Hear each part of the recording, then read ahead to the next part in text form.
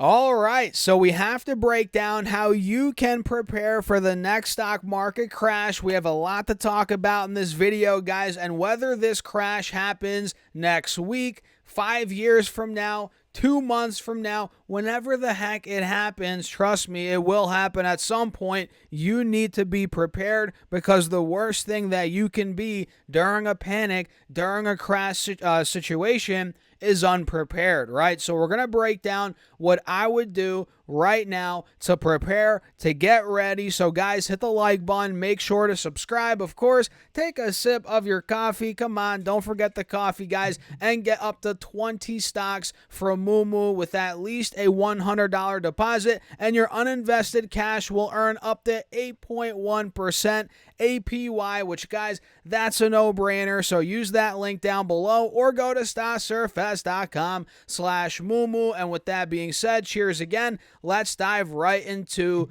the video. So again, how to prepare for the next stock market crash. And if you guys think that this is a stock market crash, you have seen nothing, right? The NASDAQ 100, which is what we have here, only went down from 505 to about 420 as I'm making this video. Who knows? Maybe if you're watching this at a later date, it could be worse. I don't know. But as of now, we are down. Well, I guess we were down from top to bottom on the NASDAQ around, let's see here, I think 12%. Actually, no, more than that, 16%.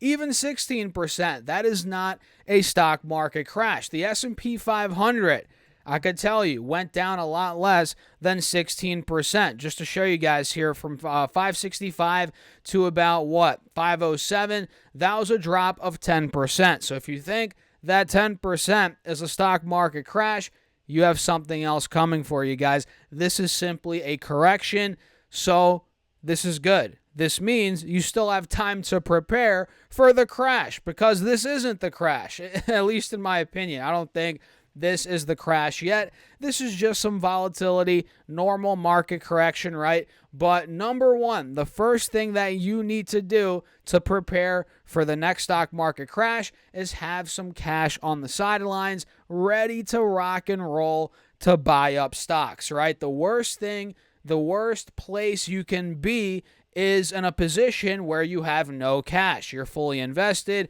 You have no money, extra money in your brokerage account to buy stocks. That is not a place where you want to be. Now, am I saying you have to have 50% cash in your portfolio or something crazy like, 75%? Absolutely not, guys, because look, being not fully invested, but having a lot of your money invested, especially if you're a younger investor, that is smart. You got to do that because you want most of your money working for you, especially if you're in your 20s, your 30s, even your 40s at this point, right? Maybe even your 50s as well. Life expectancy is very long these days, guys. So if you want to make money, build wealth, it's smart to have a lot of your money invested, right?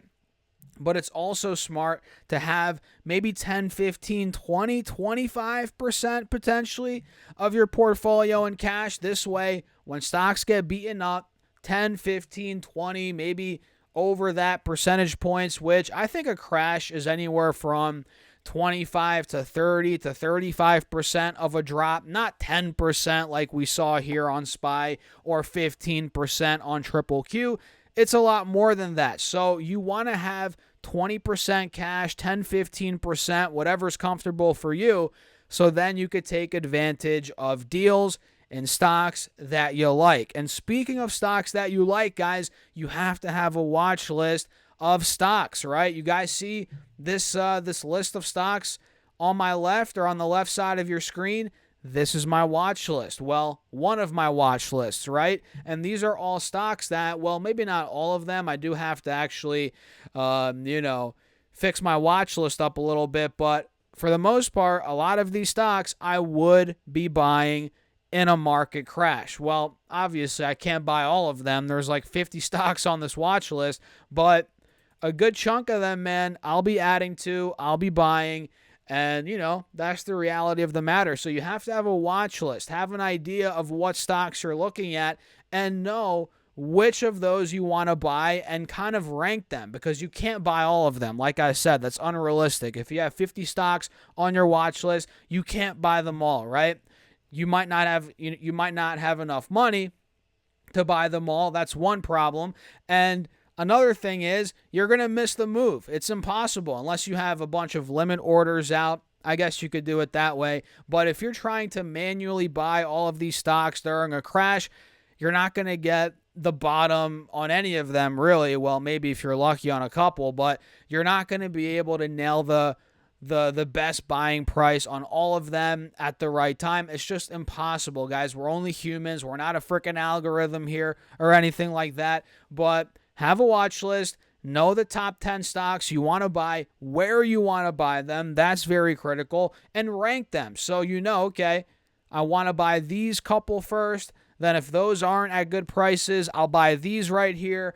I'll buy these, right? You have to have an idea and a plan in place. And you also have to have some hedges in place, right? To protect the downside if you guys want to. You don't necessarily have to, I guess. Cash is a hedge as well. Having money on the sidelines not working for you, it's just there in case of a market crash. That's a good hedge as well. But if you're looking at, let's say, put options, that might be smart. I mean, look, if the S&P is very frothy, we've been running for weeks, there's no sign of it seems like there's no sign of a pullback in sight, that's when there's probably a pullback in sight, right? And that's a good time to consider a hedge, whether it be, puts on SPY, whether it be, if you want to trade something like SQQQ, that could be good, right? This goes up 3 times what the NASDAQ goes down, but this is not something you buy and hold. This is actually a tradable ETF, in and out type deal, these leveraged ETFs. But if you want to have a longer term kind of not even a buy and hold type hedge, but something, let's say you want to make a bet a year out, potentially the S&P could be lower. Okay, you can buy puts on SPY. You can buy puts on the NASDAQ that expire maybe a year out, 2 years out. So if you're right, this could be your insurance, right? You make some money if the markets end up going down. But if they don't go down, it's not like you're going to lose a bunch of money, because it's just a small hedge, small insurance. That's what you want.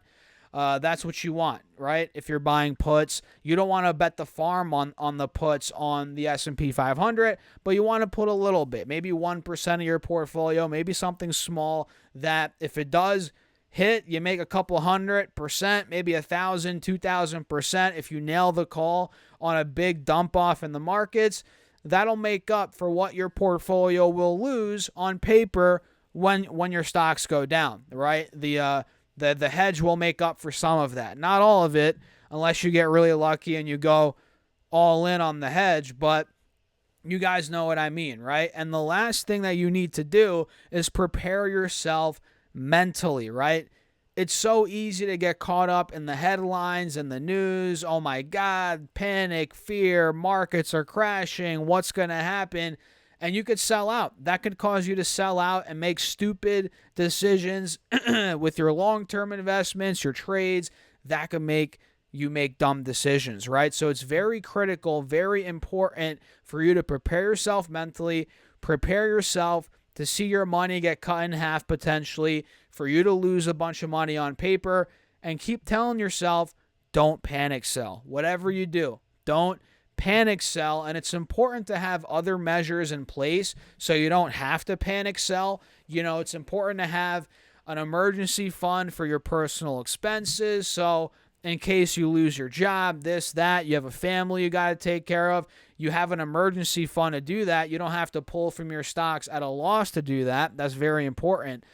So make sure you have that in place as well. But overall, just preparing yourself mentally is critical, because things get wild. You're going to lose money on paper, and that's just how it goes, right? So let me know your thoughts in the comments, guys, about this video. I'm curious where your head's at. Drop a comment down below. Make sure to run the likes up. Feel free to join my mailing list. down below for free if you guys want me to send you my top 3 stocks every single Monday for free. That's linked down below, guys, and you might as well get up to 20 stocks from Moomoo with at least a $100 deposit, and your uninvested cash will earn up to 8.1% APY. So use that link down below or go to StockSurfS.com/Moomoo. And with that being said, cheers. I'll catch you guys in the next one.